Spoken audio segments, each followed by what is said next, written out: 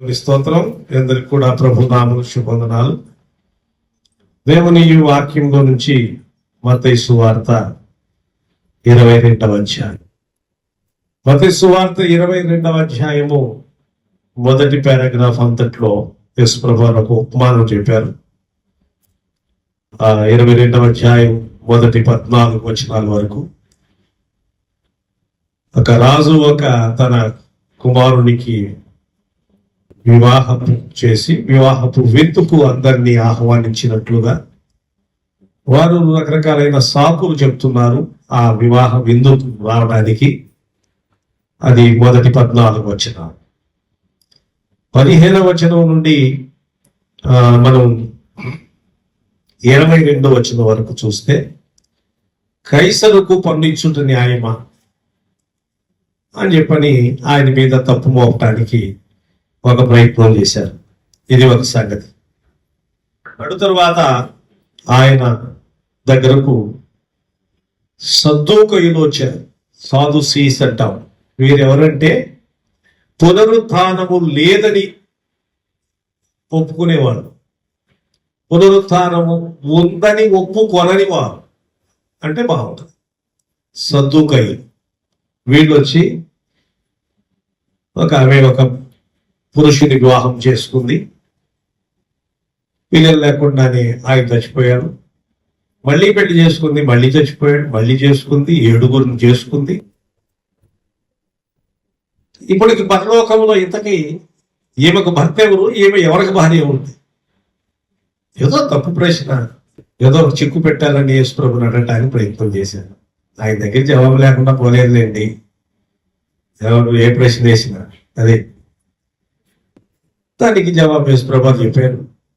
ఆ తర్వాత పరలోకములో అక్కడ పెండ్లికి ఇయ్యబడరు, పెండ్లికి చేసుకోనరు. అందరూ కూడా పునరుత్థానమందు దేవదూతల వల్లే ఉంటారు. దేవదూతలు ఏం పిల్లలు పెట్టడం, అది దేవదూతలు పెరగడం, అంతే ఉంటారు.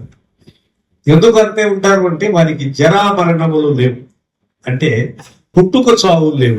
వాడు కూడా చచ్చిపోతే మరి మనమే మనుషులు పుడుతున్నారు చనిపోతున్నారు, అయినా జనాభా పెరుగుతున్నారు. మనుషులైతే దేవదూతలు కూడా మళ్ళీ చచ్చిపోయే లెక్క అయితే, ఒకవేళ పుట్టుక చావులు ఉండే లెక్క అయితే వాళ్ళు కూడా పిల్లలు కనాలి మళ్ళీ. కాబట్టి అక్కడ ఏమి లేదు, అక్కర్లేదు.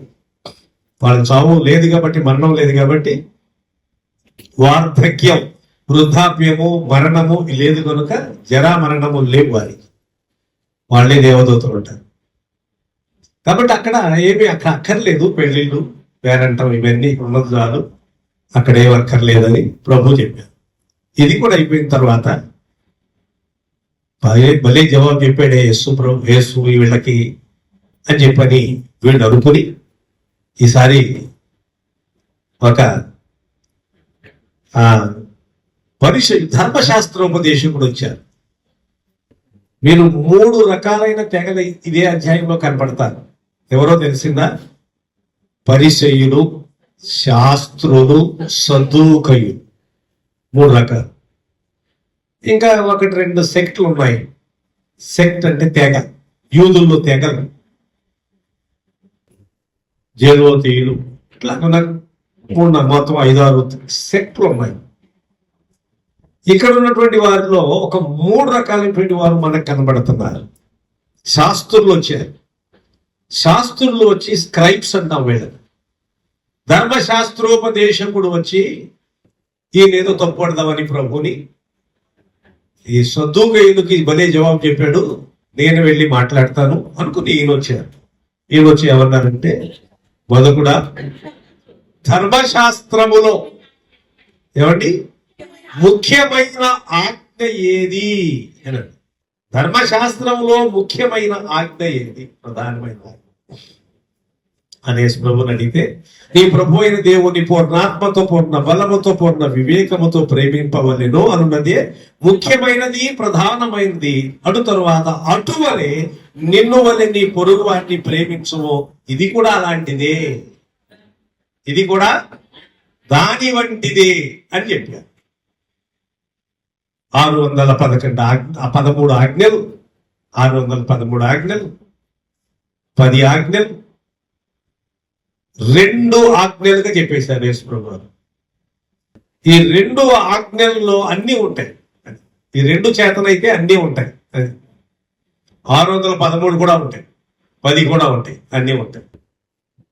రెండింటికి ఆయన కుదించి వేశాడా, తగ్గించి వేశాడా అంటే, సింప్లిఫై చేశాడా యేసుప్రభు వారు అంటే, కుదించలా తగ్గించలా అన్ని ఇందులో ఉంటాయని చెప్పాడు. అది చేతనైతే నీ ప్రభు అయిన దేవుని పూర్ణాత్మతో, పూర్ణ బలముతో, పూర్ణ వివేకముతో, పూర్ణ శక్తితో ప్రేమించినట్లయితే,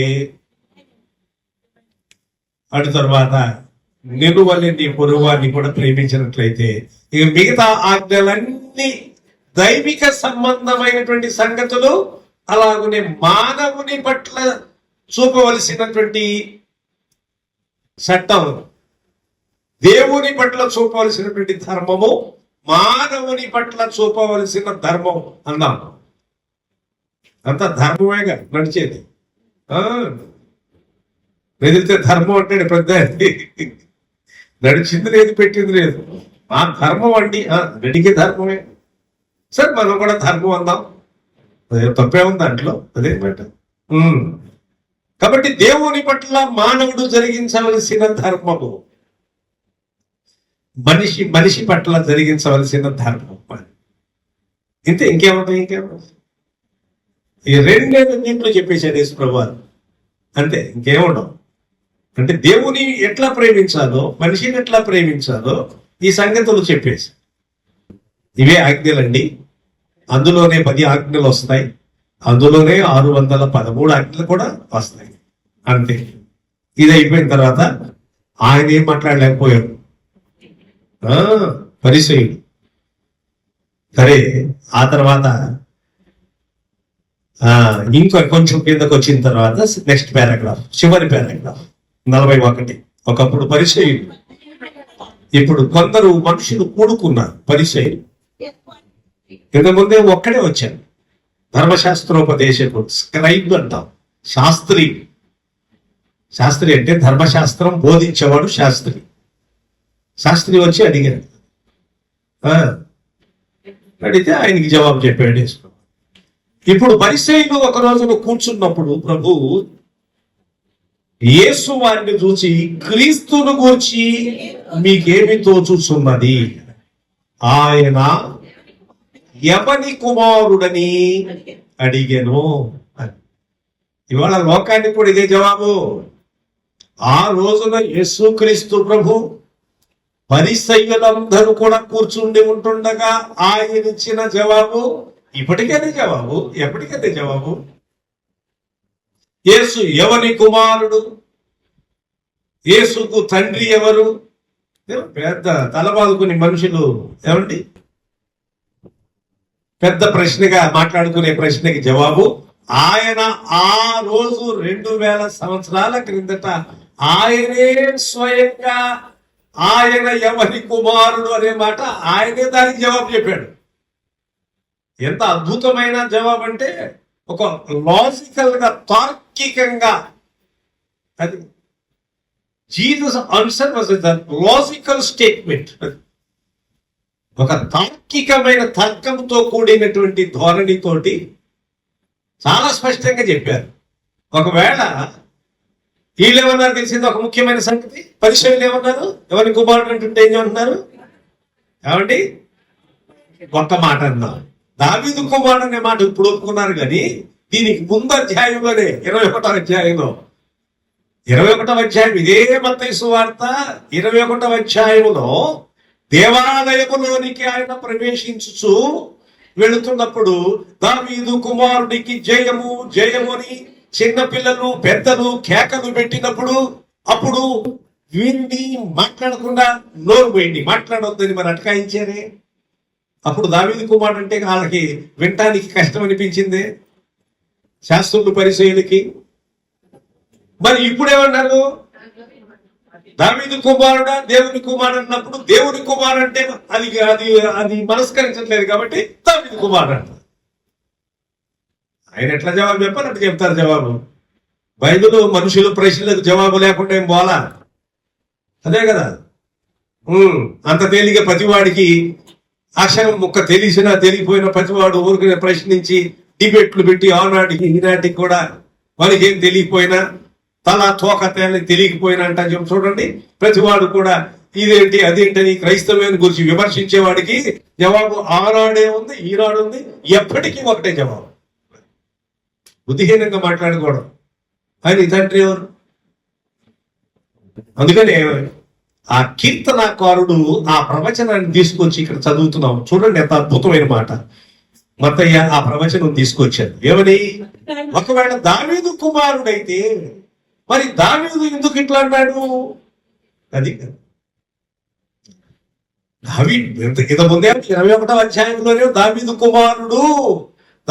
కుమారుడికి జయము, దావీదు కుమారుడికి జయము, హోసన్నా అని చెప్పి మట్టలు చేత పట్టుకుని, ఆ మట్టలన్నీ కూడా చేత పట్టుకుని చిన్నపిల్లలు పెద్దవారు అందరూ కూడా తివాచీలు పరిచి గాడిద మీద వస్తుంటే ఊరేగింపుగా వస్తున్నాడు.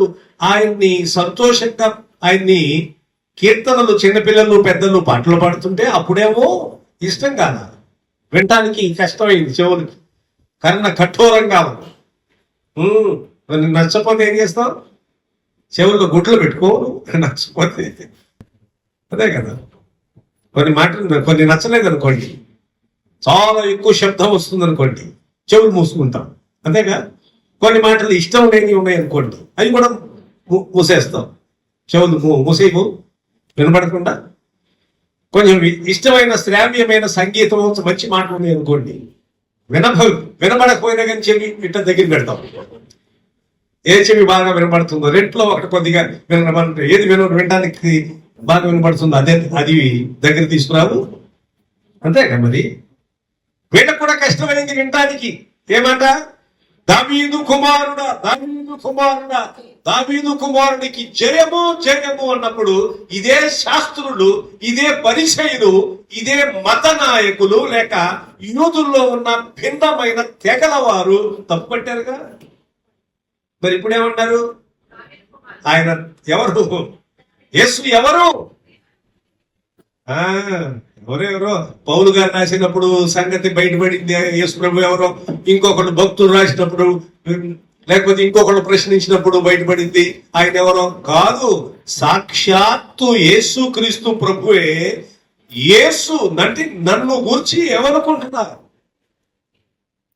మత్తయి సువార్త 16వ అధ్యాయం. మత్తయి సువార్త 16వ అధ్యాయం. ఇక్కడ కూడా మనం చూస్తే యేసు ప్రభువారు 13వ వచనం 13. యేసు ఫిలిప్పుదైన కైసరయ ప్రాంతములకు వచ్చి మనుష్య కుమారుడు ఎవడని జనులు చెప్పుకొనుచున్నారని తన శిష్యులను అడుగగా, వారు కొందరు బాప్తిస్మమిచ్చి యోహానని, కొందరు ఏలియా అనియు, కొందరు ఇర్మియా అనియు, లేక ప్రవక్తలలో ఒకడనియు చెప్పుకొనుచున్నారని. బానే ఉంది. కొందరు ఏమి అంటున్నారు, కొందరు ఇర్మియా అంటున్నారు. ప్రవక్తల్లోంచి ఒకడు లేచి వచ్చాడండి నేను మరికొందరు అనొచ్చు ఒకవేళ. బానే ఉంది. కానీ మీరేమనుకుంటున్నారు? మీరైతే ఏమనుకుంటున్నారు అని చెప్పని అడిగితే ఒక్క మాట అండి, దగ్గరగా ఉన్న ఇన్నర్ సర్కిల్ అంటాం. అనగా యేసుక్రీస్తుకు 12 మంది శిష్యుల్లో ఇన్నర్ సర్కిల్ అంటే ఆయన దగ్గర అంటి పెట్టుకునే వాళ్ళు 3. వారిలో సీమోను పేతురు, యాకోబు, యోహాను. ఎక్కడికి పోయినా ఈ 3 తీసుకుని వెళ్తాడు. మిగతా వాళ్ళకి ఒకవేళ ఏంటి మా వాళ్ళనే తీసుకెళ్తున్నాడేంటి అని అనుకోవచ్చు. కానీ ఇంకో ముఖ్యమైన సంగతి, ఎక్కడైనా అంతే, ఎవరు సహకరిస్తారో, ఎవరి యొక్క వ్యక్తిత్వం ఎలా ఉందో, ఎవరు ఆయన మాట వినేవాళ్ళు ఉన్నారో, ఎవరు లోబడేవాళ్ళు ఉన్నారో వాళ్ళని తీసుకెళ్తాడు. ఆ 9 మంది ఏంటి వాళ్ళే తీసుకెళ్తాడు ఏంటి బెదిరితే అని అనుకోవాల్సిన అవసరం లేదు. అది వారి యొక్క ఆంతర్యమును ఎదిగిన వాడు ప్రభు. కనుకనే ఆ 3 దగ్గరగా ఉండేవాళ్ళు ఎప్పుడు యేసు ప్రభుకి. పేతురు, యోహాను, యాకోబు. అందుకని యోహాను ప్రకటన గ్రంథం రాయగలిగాడు. అద్భుతమైన లోకాంతము యుగాంతమును గురించిన రెండవ రాకడ గురించిన సంగతి. అందుకని యోహాను సువార్త రాయగలిగాడు యేసు ప్రభు యొక్క దైవత్వమును గురించి, కుమారత్వమును గురించి. అందుకనే సంఘం ఎట్లా నడుచుకోవాలో, సంఘములో ఉన్న వారు ఎలా ఉండాలో 1, 2, 3 పత్రికలు ఆయన రాస్తూ వచ్చారు. తన పేరుతో ఉన్న పర్సనల్ లెటర్ అంట, వ్యక్తిగత పత్రిక. కాబట్టి ప్రభునందు ప్రియులారా, జన సమూహమును ఆయన అడిగినప్పుడు ఒక ముఖ్యమైన సంగతి. జన సమూహమును ఆయన అడిగినప్పుడు, ఇక్కడ శాస్త్రులు పరిసయ్యులను ఆయన అడిగినప్పుడు జవాబు ఏంటి తెలిసిందా? దావీదు కుమారుడు. మరి శిష్యులను ఉద్దేశించి ప్రభు యేసు ఎవరనుకుంటున్నారు మీరు? నీవు సజీవుడవగు దేవుని కుమారుడవైన, అంతే, నీవు సజీవుడవైన దేవుని కుమారుడైన క్రీస్తువి. ఇదిగో సిమోను బరయోనా, ఇది నీకు దేవుని యొక్క ఆత్మ బయలుపరిచితేనే గాని సాధ్యమైంది. నీ అంతట నీవు మాట్లాడలేదు. ఏమండి, నరులు నీకు బయలుపరచలేదు. ఈ సంగతి నరులు నీకు బయలుపరచలేదు. పరిశుద్ధాత్మ నీకు బయలుపరచినది, లేక పరిశుద్ధాత్మ నీకు బయలుపరిచాడు. పరిశుద్ధాత్మ దేవుడు నీకు బయలుపరిచాడు, తెలియచేశాడు.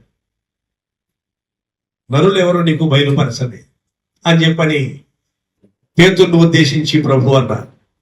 కాబట్టి ఇక్కడ చూద్దాం, మనం చదువుతున్న మాట ప్రకారం మత్తయి సువార్త 22వ అధ్యాయం.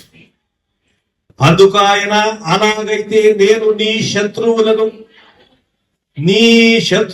నీ పాదముల క్రింద ఉంచువనకు నీవు నా కుడి పార్శ్వమున కూర్చుండుమని ప్రభువు నా ప్రభువుతో చెప్పాను. దావీదు ఇక్కడ కూడా ఆత్మతో నింపబడిన వాడై, ఒక మాట అండి, ప్రవచనాత్మకముగా ఈయన కూడా చెప్తున్నాడు. దావీదు ఆయనను ప్రభువని ఆత్మ వలన ఏలా చెప్పుచున్నాడు. ఇందాక మనం పేతురు విషయంలో కూడా అదే చూస్తున్నాం. నరులు నీకు బయలుపరచలేదు. ఇక్కడ దావీదు కూడా తన కీర్తనలో ప్రవచనాత్మకంగా తన కీర్తనలో ఈ మాటను చెప్తున్నాడు. ఏమనంటే, ప్రభువు నా ప్రభువుతో ఇలాగూ చెప్పుచున్నాడు. అంటే ఇప్పుడు దావీదు కుమారుడైనట్లయితే దావీదు యేసుని, దావీదు యొక్క కుమారుడైతే ప్రభు అని ఎట్లా పిలుస్తాడు? అది సంగతి. ఇది కూడా దేవుని ఆత్మ వలన ప్రత్యక్షపరచబడిన వాడుగా దావీదు ముందుగానే పలికాడు. అది ఈ 2 చోట్ల ఇంతే. నరులు నీకు ప్రత్యక్షపరచలేదు. అలా కూడా అంతే. వరకునే పెద్ద ప్రశ్న మనుషులు, యేసు ఎవరు అని అంటే ఏమండి, రోజున యోహాను సువార్త 7వ అధ్యాయంలో పోలీసు వారు, రాణు వారు వెళ్ళారు ఆయన పట్టుకుంటాను. వెళ్ళి ఆయన పట్టుకుందామని వెళితే ఆయన పట్టుకురండి, తీసుకురండి అన్నారు. తీసుకురావడానికి వెళితే ఈయన అప్పుడు ఎవరితోనో మాట్లాడుతున్నాడు, ప్రభు బోధ చేస్తా ఉన్నాడు. ఇలాంటి సమయంలో ఆయన బోధించుతున్నప్పుడు ఆయన మాట్లాడుతున్నాడు. ఆయన మాటే బోధే మాట అంటే మాట్లాడుతున్నప్పుడు ఏం జరిగింది అంటే, వీళ్ళు వచ్చారు పట్టుకుని వెళ్దామని. ఆ బంట్రోతులు వచ్చారు ఆయన పట్టుకుని వెళదామని. ఆయన పట్టుకుని వెళదామని వచ్చినప్పుడు ఆ బంట్రోతులు ఈయన మాట్లాడుతుండగా విని వెళ్ళిపోయాడు. పట్టుకుని తీసుకురాకుండా వెళ్ళిపోయారు, తీసుకెళ్లకుండా వెళ్ళిపోయారు. వెళ్ళిపోయిన తర్వాత వాళ్ళు అడుగుతారు, మరి వారి ఉద్యోగం కూడా పోతుంది అంతే కదా, మరి వారి డ్యూటీ వాళ్ళు చేయాలిగా. ఏమంటే తీసుకురాలేదేంటి మీరు, యేసుని ఎందుకు పట్టుకురాలేదు అని అంటే వారు ఏం చెప్పారు తెలిసిందా? వారు ఎవడునో మాట్లాడలేదు. ఆయన మాట్లాడినట్లు ఎవడునో, నేను ఇంతవరకు ఎవరు చూడలేదు అట్ట మాట. మీరు కూడా మోసపోయారా? పోలీసు వారు కఠినంగా ఉంటారు కదా, తేలిగా మన మాట విన్నారు కదా, చెప్పింది మనం వినాలి.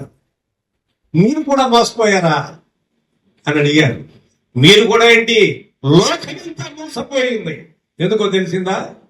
ఆయన మన దేవుడు కాదని, ఆయన దేవుడు కాదని, మరియ కుమారుడని, యేసు అని, మనకు దేవుడు కాదని, లేకపోతే ఏ దేశం కా దేశం మన దేశానికి సంబంధించిన వాడు కాదని, కొన్ని మనం కూడా చూస్తే మన దేశానికి సంబంధించిన వాడు కాదని మనం కానీ అందరూ మోసపోయారు. మీరు మోసపోయిరా, మీరేంటి మేమేంటి, అందరం మోసపోయాము ఇప్పుడు దాకా. మీరు కఠినంగా ఉంటారు కదా, మీ డ్యూటీ మీరు చేయాలి కదా. మీ దగ్గర కరుణ, వాడు డ్యూటీ అది ఎలాంటిది మనం అనుకుంటాం. ఎవరైనా నేరం చేసిన వాడిని చక్కగా మర్యాదగా మాట్లాడితే చెప్తాడా? మరి వాడు వృత్తి అది. మనం ఏమంటాం, కొంచెం ఎక్కువ చేసినప్పుడు పోలీసులు ఇట్లా చేస్తున్నారు అంటాం, కానీ వాళ్ళు చేయాల్సిన పని అది. లేకపోతే అంతేందుకు నేరం బయటపడద్దా? అదే కదా, వాళ్ళ పద్ధతిలో వాళ్ళు చేస్తారు. దానికి మనం చేసేది ఏముంది? ఈ మధ్యకాలంలో ఒక పోలీసుని ఒకడు కత్తి తీశాడు రోడ్డు మీదే. ఇక వాడి సంగతి చూడే కాదు, వాడికి చైన్ వేసి అప్పటికే బాగా కొట్టారు, విరగొట్టారు లోపల. వాడికి చైన్ కట్టి, కుక్కర్ను కనుక నడుపుతూ ఉంటారు చూడండి, వాడికి చైన్ కట్టి నేనేస్తులాగా. మరి పోలీసుతో పెట్టుకుంటే అదే. వాడికి చైన్ కట్టి వాడిని పట్టుకుని పోలీసులు అందరూ ఊరేగిస్తున్నారు రోడ్డు మీద. అప్పటికే బాగా కొట్టారు, అప్పటికే కాళ్ళు నడవట్లా వాడికి. అది ఏమండి, వాళ్ళ ఉద్యోగం అది. లేకపోతే మాట వింటారా మనుషులు? నేను ఒప్పుకుంటాడా? కాకపోతే మనం చూడటానికి ఏంటంటే ఇంత కఠినంగా ఉన్నారనుకుంటాం. వాళ్ళ పద్ధతి అది. ఇలాంటి వాళ్ళు, అందుకని మీరు కూడా మోసపోతీరా అని. మీరు అంతేనిగా మోసపోయారు ఆయన మాటలు విని. అందరూ మోసపోయాం ఇప్పుడు దాకా. యేసు ఎవరికో దేవుడని, లేకపోతే యేసు మరియమ్మ కుమారుడని, లేకపోతే యేసు యోసేపు కుమారుడని ఏమో అనుకుని మోసపోయాం. కాబట్టి ప్రభునందు ప్రియమైనటువంటి వాళ్ళారా, ఒక ముఖ్యమైన మాట మనం చూద్దాం. ఇక్కడ చదువుతున్నప్పుడు 42వ వచనములో చూస్తే, ఇది ఎక్కడ జరిగిందో పెద్ద ఆశ్చర్యకరమైన సంగతి ఏంటంటే, this strategic location Caesarea Philippi, ఫిలిప్పుదైన కైసరయా ప్రాంతం, అక్కడ జరిగిన సంగతి ఇది. ఎందుకంటే అంత ముందే కైసరుకు పన్ను ఇవ్వటం న్యాయమా కాదా అన్నట్లుగా అడిగారు. కాబట్టి ఆ ప్రాంతంలో జరిగిన సంగతి ఇది. లొకేషన్ అది, ప్రాంతం అది. కైసరు దగ్గర ఇంకో మాట చెప్తున్నాను. కైసరు అంటే సీజర్, సీజర్ అంటే కైసరు. ఆ కైసరే ఆ దినాల్లో కైసరే దేవుడు, అది కదా. ఇదివరకు రోజుల్లో ముఖ్యంగా నియంతలు, డిక్టేటర్స్ అంటాం, రాజులు, కొందరు నియంతలు, ఇట్లాంటి వారందరూ కూడా వారిని ఆరాధించాలి దేవుడి సంగతి తర్వాత. అది అందుకనేగా నెబుకద్నెజరు ఏం చేశాడు, తను ఉండగానే తన విగ్రహం ఒకటి చేయించి పెద్దది, అదిగో ఆరాధించండి, నేను నిలబెట్టించిన విగ్రహమునకు గాక ఎవరికి ఎవడు ఆరాధించడానికి లేదు అని ఒక చట్టం చేశాడు. ఎవరైనా ఒకవేళ ఆరాధన ఎవరికైనా సాకులు పడ్డట్లయితే వాడిని తీసుకెళ్లి అగ్నిగుండంలో పడవేస్తాం, లేకపోతే సింహాలకు బోన్లో పడేస్తామంటే అటు రెండు సంగతులు మనకు కనపడ్డాయి కాబట్టి మనకు అర్థమవుతాం. అట్లాంటి కైసరే ఫిలిప్పు, ఫిలిప్పు ప్రాంతము, అక్కడ ఆ ఫిలిప్పి ప్రాంతంలో ఉన్నటువంటి కైసరియా, ఆ ప్రాంతంలో ఇదంతా కూడా జరుగుతున్నటువంటి సంగతి. కనుక ఒక ముఖ్యమైన సంగతి ఏంటంటే, ఈ కైసర్ అగస్టస్ అనేటువంటి వాడు, ఇతడు తనే దేవుడుగా చతుర్థాధిపతి అంట, టెట్రాక్ అంటే టెట్రాక్ అంటే చతుర్థాధిపతి. ఏ రోజు కూడా చతుర్థాధిపతి ఉన్నాడే అట్లాంటి వాడు. ఇతడు చాలా కఠినమైన రీతిగా పరిపాలన చేస్తున్నటువంటి దినాలు, నేనే దేవుడు అన్నట్టుగా క్లెయిమ్ చేస్తున్నటువంటి దినాలు.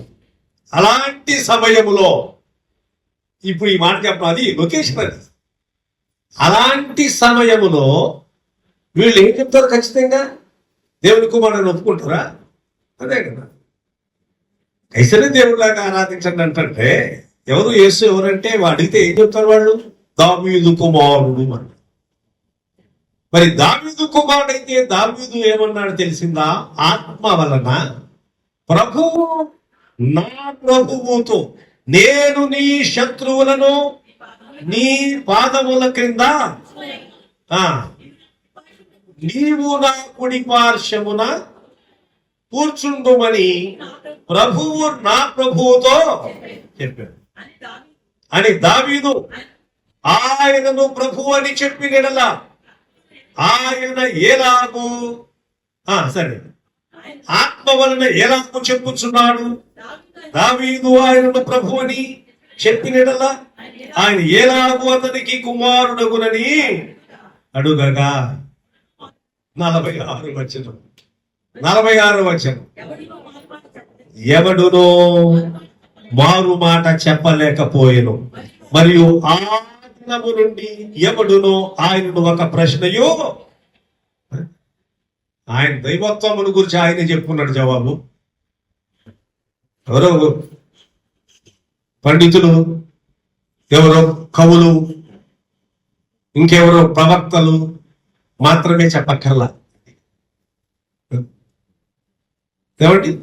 ఆయన దైవత్వమును గూర్చి, ఆయన యొక్క ఉనికిని గూర్చి, ఆయన భూమి మీదకి రావడమును గూర్చి పేతురు చెప్తున్నాడు, నీవే సజీవుడవైన దేవుని కుమారుడవైన క్రీస్తు. ఇది మాట, దాంట్లో అద్భుతమైన మాట. క్రీస్తు అంటే అభిషిక్తుడు, పంపబడినటువంటి.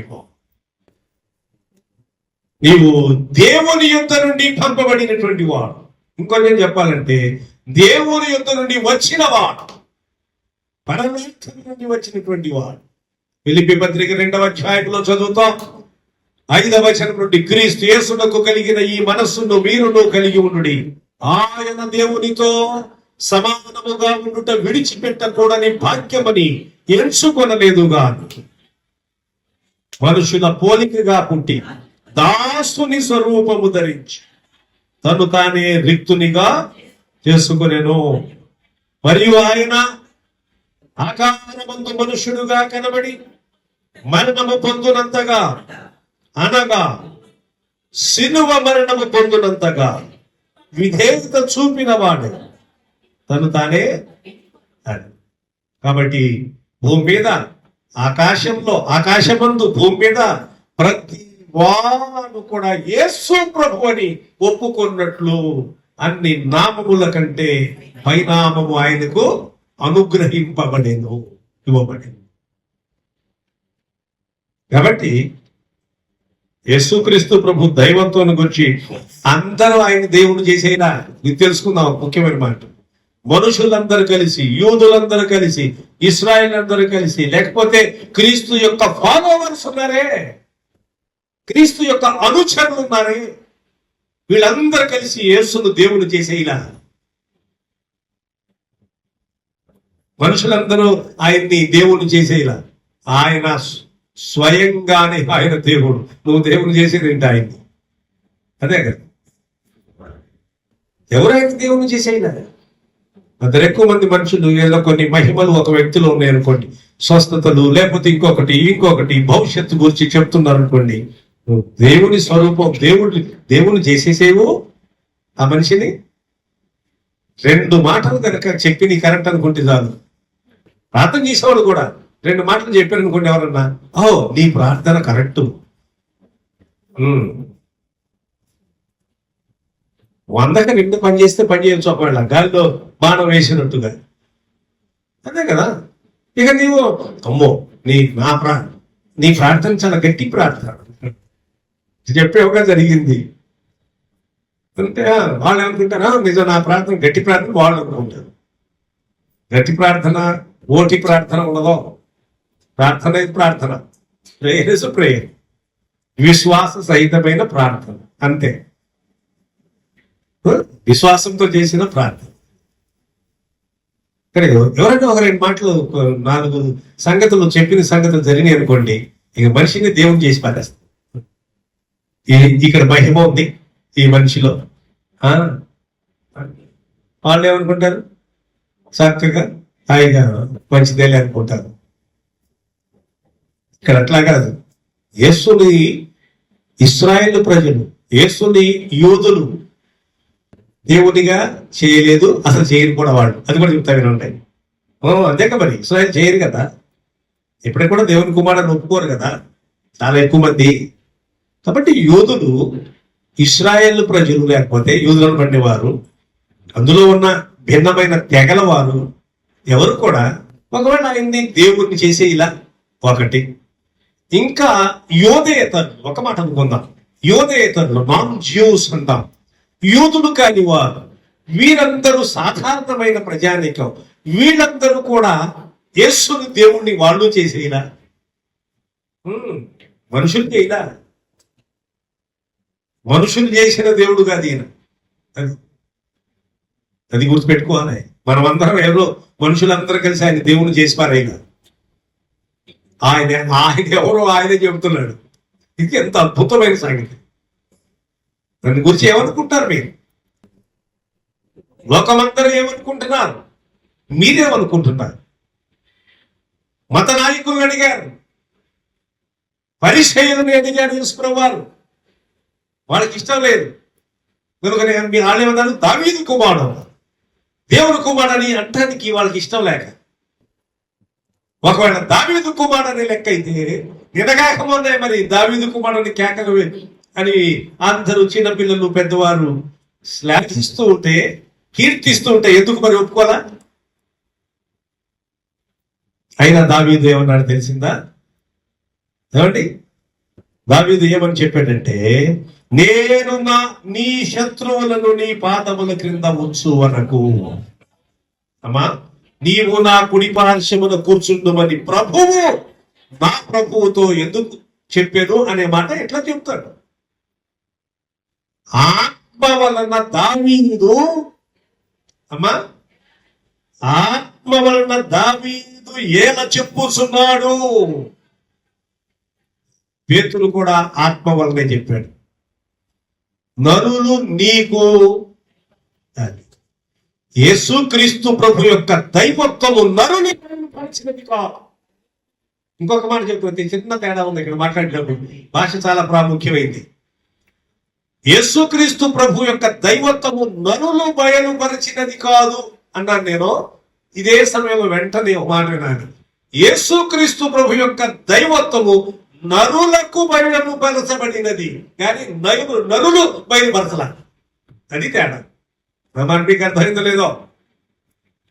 యేసుక్రీస్తు ప్రభు యొక్క దైవత్వము నరులు బయలుపరిచింది కాదు,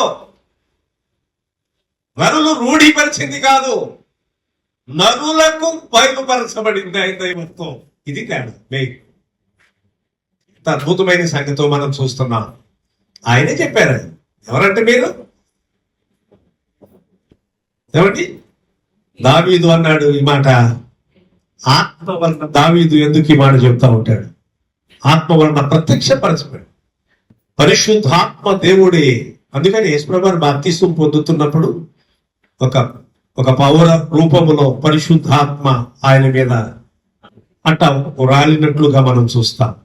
అదే సమయంలో ఇంకో ముఖ్యమైన సంగతి ఏంటంటే, పైనుండి పరలోకము నుండి ఒక శబ్దం వినబడుతుంది, ఈయన నా ప్రియ కుమారుడు. ఏమండి? This is my beloved son. ఈయన నా ప్రియ కుమారుడు, ఈయన యందు నేను ఆనందించుచున్నాను అని ఒక స్వరం వినబడతా. కాబట్టి దైవంతో, క్రీస్తు దైవంతో క్రైస్తవులందరూ యేసును దేవుని చేయలా, మనుషులు ఎవరు యేసును దేవుని చేయలా. ఇది ముఖ్యంగా సరిగ్గా తెలియాల్సిన సంగతి. నరులు యేసును దేవునిగా చేయలా. నరులకు యేసు తన దేవునిగా భూమి మీదకి అగ్గుపడ్డాడు. ఇది పెద్ద వ్యత్యాసం. మిగతా వాటికి క్రైస్తవ్యానికి ఉన్న పెద్ద వ్యత్యాసం ఇది. తెలివి తక్కువతనంగా మాట్లాడకూడదు. తెలియకుండా మనుషులు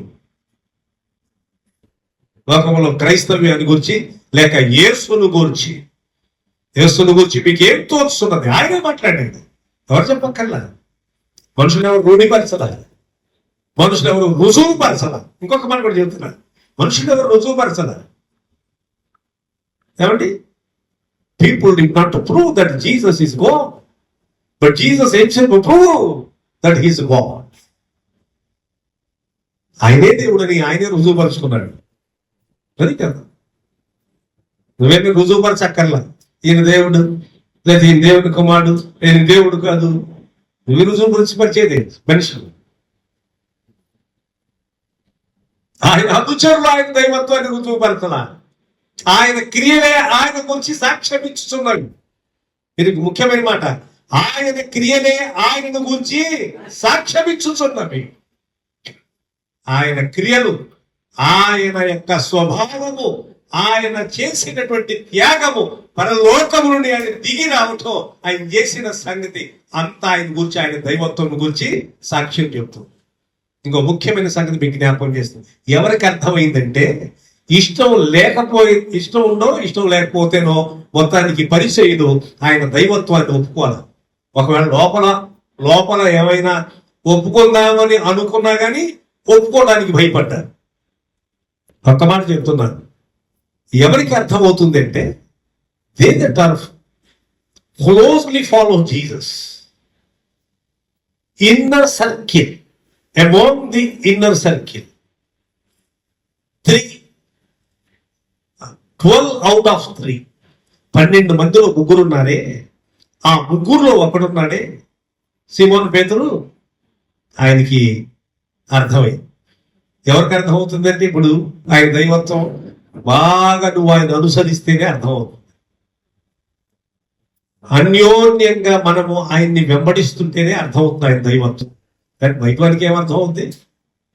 ఇంకో మాట కూడా చెప్తున్నాడు, ప్రభుని ఊరికనే చర్చికి వచ్చినంత మాత్రం చేత కూడా ప్రతి వారికి క్రీస్తు యొక్క దైవత్వం అర్థం కాకపోవచ్చు. అది ఏదో పైపైన అనుకున్నావు. అందుకని చాలాసార్లు 10 ఏళ్ళు ప్రభువుని వెంబడించినాక, 15 ఏళ్ళు, 20 ఏళ్ళు, 25 ఏళ్ళు వెంబడించిన తర్వాత మళ్ళీ ఏమంటాం కొన్నిసార్లు, ప్రభువా ఇదిగో నీ శక్తి ఉంటే నాకు ఈ రోగం, ఈ వ్యాధి తగ్గించు. మరి ఇప్పుడు దాకా ఎట్లా వెంబడించావు? ఇప్పుడు దాకా శక్తి ఉందనుకోలేదా? ఇంకా పెద్ద మాట అనగలవు మనసులో, నువ్వు దేవుడు అయితే ఇదిగో ఇది తీసేసేయి అని. ఒక 10 ఏళ్ల తర్వాత, 20 ఏళ్ల తర్వాత, 30 ఏళ్ల తర్వాత మాట్లాడతావా? తప్పు కదా. ఎవరికి అర్థమవుతుంది అంటే, they that are follow Jesus very closely. ఆ యొక్క అన్యోన్యమైన సహవాసం ద్వారా మాత్రమే. అందుకనే యోహాను 10 ముగిస్తున్న యోహాన్ తన పత్రికలు అంటాడు, మనము క్రీస్తుతో, మొదటి యోహాను పత్రిక, అన్యోన్యమైన సహవాసము అంటే ఒక ఇంటిమేట్ ఫెలోషిప్, ఆయనతో కూడా సహవాసము గలవారమని చెప్పుకొని,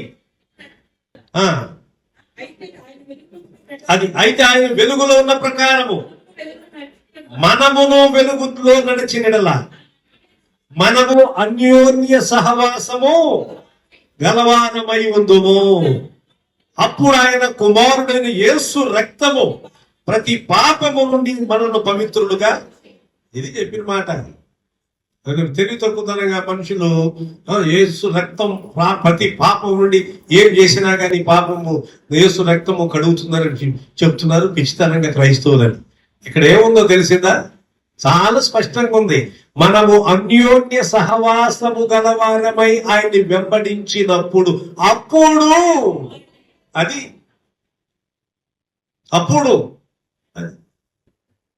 అలా చేసినప్పుడు మాత్రమే, ఎవరైతే అలాగున అన్యోన్యమైన సహవాసం కలిగి ప్రభువుని వెంబడిస్తారో, అప్పుడు యేసు రక్తము, ఆయన కుమారుడైన యేసు రక్తము ప్రతి పాపము నుండి మనల్ని పవిత్రులుగా. బైబిల్ తప్పు చెప్పలే ఎక్కడ. అది వారు తప్పు అర్థం చేసుకున్నారు, చెప్పేవారు ఒకవేళ సరిగ్గా చెప్పినప్పుడు కూడా అపార్థం చేయబడింది. కానీ వాక్యం ఎంత యథార్థంగా యేసుక్రీస్తు ప్రభు యొక్క దైవత్వం, ఎవరు ఆయన అని అన్నప్పుడు ఆయనే స్వయంగా జవాబు చెప్పారు. మరి మీరు నేను బోధకుడు వచ్చి ఆయన దైవత్వాన్ని నిర్ధారించక్కర్లా, ఉన్నది చెప్పడమే, రుజువు చేయక్కర్లా. రా చూపిస్తా యేసు ప్రభు యొక్క దైవత్వం, నువ్వు నిర్ధారణ చేసేది ఏంటంటే ప్రకృతి సృష్టింపబడిన ప్రతి వస్తువును ఆలోచించుట వలన, రోమాపత్రిక 1వ అధ్యాయం, దేవత్వం యొక్క లక్షణములు అవన్నీ కూడా స్పష్టంగా మనకు ప్రత్యక్షపరచబడ్డాయని రోమాపత్రిక 1వ అధ్యాయము 18 వచ్చేము. దానికి ముందుగా ఆయన అదృశ్య దేవుని లక్షణములు, అదృశ్య దేవుని స్వరూపే సర్వ సృష్టికి ఆది సంపూతుడై ఉన్నా, ఏలైనగా ఆకాశమందున్నవి భూమి ఎందున్నవి అదృశ్యమైనవి కాదు, అవి ప్రభుత్వములైనను ప్రధానులైనను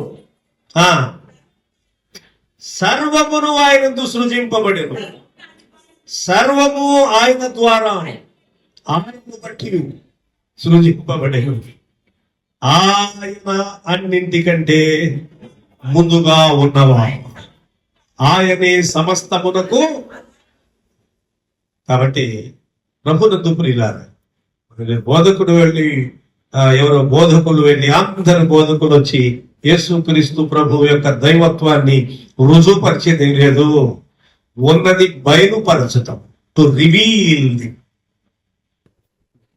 టు రివీల్ డిటి అంటే దైవత్వం. ఉన్నదాన్ని ప్రత్యక్ష తెరిచి చూపించటమే. నేనే రుజువుపరచనక్కర్లా, నా వల్ల ఏమిటి, ఇంకోటి వల్ల ఏమిటి, ఎవరి వల్ల అవ్వదు, ఎవరి వల్ల అవ్వదు, మనిషి రుజువుపరచక్కర్లా. బట్ ఓన్లీ తెరిచి చూపించటమే ఉన్నదాని సంగతిని. ఇది ఇట్లా ఉంది, ఇట్లా ఉందని. To reveal, just only reveal the truth which is hidden. ఆ దాచబడి ఉన్నటువంటి సత్యాన్ని తెరచి చూపించటం అంతే.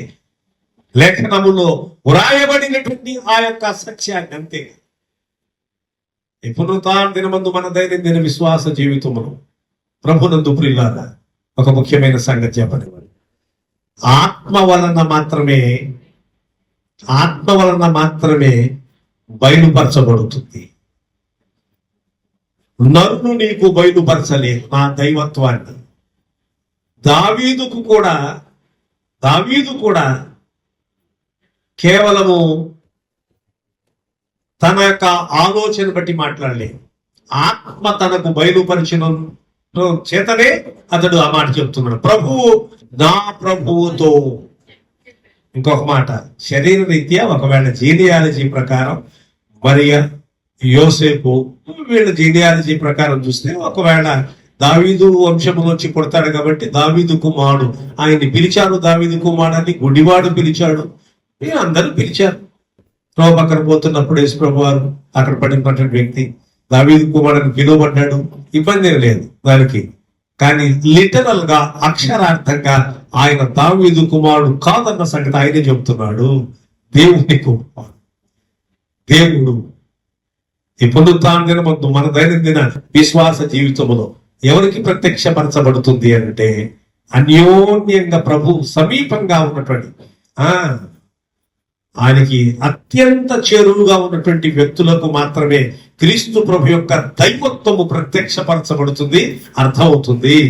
అందరికీ ఆయన దైవత్వము ప్రత్యక్షపరచబడటం లేకపోతే అర్థం అవటం కష్టం కావచ్చు.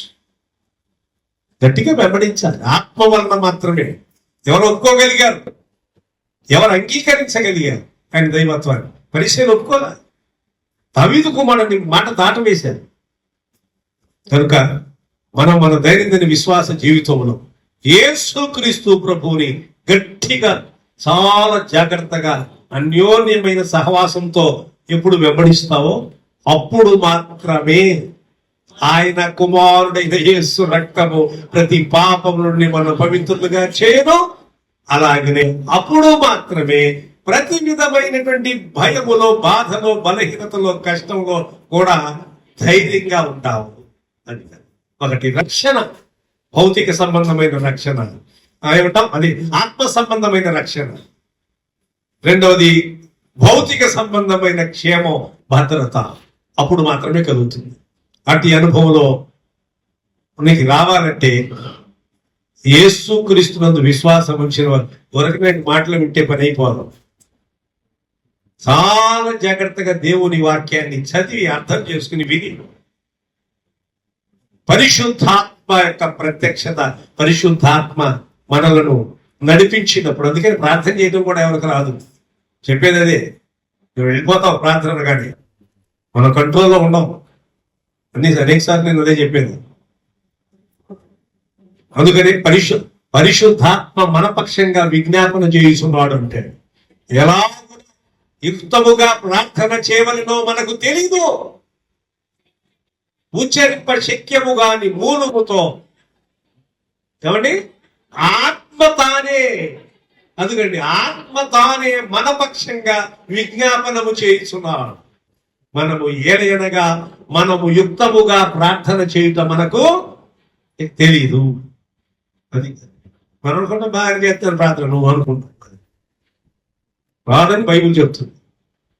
నాకు వస్తుందంటే నువ్వు ఎట్టు కుదురుతుంది, అదే కదా. ఎలా ప్రార్థన చేయవలసి ఉన్నదో పరిశుద్ధాత్మ దేవుని మన పక్షంగా విజ్ఞాపన. ఈ పునరుత్థాన దినమున మన దైనందిన విశ్వాస జీవితంలో ప్రభువుని ఎరిగినటువంటి వారముగా ఎవరికి అర్థమవుతుంది దైవత్వాన్ని ఎవరు రుజువుపరచక్కర్లేదు. నరులు యేసు దైవత్వాన్ని రుజువుపరచనక్కర్లేదు. నరులు ఎవరు, ఇంకొక మాట, మనుషులు యేసుక్రీస్తు ప్రభు యొక్క దైవత్వాన్ని రుజువుపరచనక్కర్లేదు. రెండవది ఇంకో మాట కూడా చెప్తున్నాను, మనుషులు యేసుక్రీస్తు ప్రభు యొక్క దైవత్వాన్ని ఎట్లా రుజువుపరచనక్కర్లేదు అన్నామో, ఈ మనుషులందరూ ఆ యేసు ప్రభుని దేవుడిగా చేయలేదు. అది కూడా చెప్తాను. రెండు కీలకమైన సంగతి. మనందరం కలిసి లేక మనకంటే ముందు ఉన్నటువంటి వారు, 2000 సంవత్సరాలు వచ్చి ఉన్నటువంటి వారు, మహా గొప్ప వ్యక్తులు, గొప్ప వ్యక్తులు, వీళ్ళందరూ కలిసి కూర్చొని ఈయన్ని దేవునికి చేసి పారేద్దామని చెప్పని ఎవరు ప్రయత్నం చేయలేదు. అందుకు సంబంధించి గ్రంథం రాయలేదు. ఇది తెలుసుకోవాలి, బుద్ధిహీనంగా మాట్లాడకూడదు తెలియకుండా. అది అందుకు సంబంధించి ఒక పుస్తకం రాసేద్దాం, ఒక కథ పెట్టేద్దాం దీంట్లో అని ఎవరు చేయలే. ఆయనే అన్నాడండి భూమి మీదకి వచ్చినప్పుడు, అదే కదా తన గురించి ఏమనుకుంటున్నావు, ఆయన దైవత్వం ఆయనే మాట్లాడుకున్నాడు. నువ్వు చెప్పక్కర్లా, నువ్వు సపోర్ట్ చేయక్కర్లా. మనం చేయగలిగిందల్లా ఒకటే, ఆయన తను తాను బయలుపరుచుకునేటువంటి ఆ దైవిక సత్యం గ్రహించి అందులో అనుసరించడమే మనం చేయాల్సిన పని. ఇప్పుడు ఒకే ఒక ముఖ్యమైన మాట చెప్తాను. ఎవరికి అర్థమవుతుంది ఆయన దైవత్వం, ఎవరికి అర్థమవుతుంది ఆయన శక్తి, ఎవరికి అర్థమవుతుంది ఆయన ప్రభావం, ఆయన మహిమ, ఆయన కనికరము, ఆయన కృప అంటే పేతురుకి అర్థమైంది. పరిచయకు అర్థమైన ఒప్పుకోరా. ఒకవేళ అలాగే తెలుసు ప్రవచనం, కానీ ఒప్పుకోరా. ఒప్పుకోండి, గొంతు పట్టుకోండి. లోకానికి తెలుసు కానీ ఒప్పుకోరు సరిగ్గా పరిచయం. అది కాదు. ఎవరు ఆ చివరికి తను ఎందరో అంగీకరించిన అనగా తన నామమందు విశ్వాసం ఉంచిన వారికి దేవుని పిల్లలకు ఆయన అధికారము అను. మనం నమ్మాం కాబట్టి దేవుని కుమారులు, దేవుని కుమార్తెలు ఎవరు నమ్మారో వారి అందరికీ, లోకంలో ప్రపంచంలో ఉన్న వారందరికీ దేవుని కుమారులు, దేవుని కుమార్తెలుగా అయ్యే అధికారం ఆయనను గ్రహించారు. అది ధన్యకరమైన సంగతి. అందును బట్టి దేవునికి మనము కృతజ్ఞతలు చెల్లించబద్దులో ఉన్నాం. దేవుడి మాటలు మన వెనుకలు దీవించును గాక. ఆమేన్. ప్రార్థన చేద్దాం. ఒకరు ప్రార్థన చేయండి.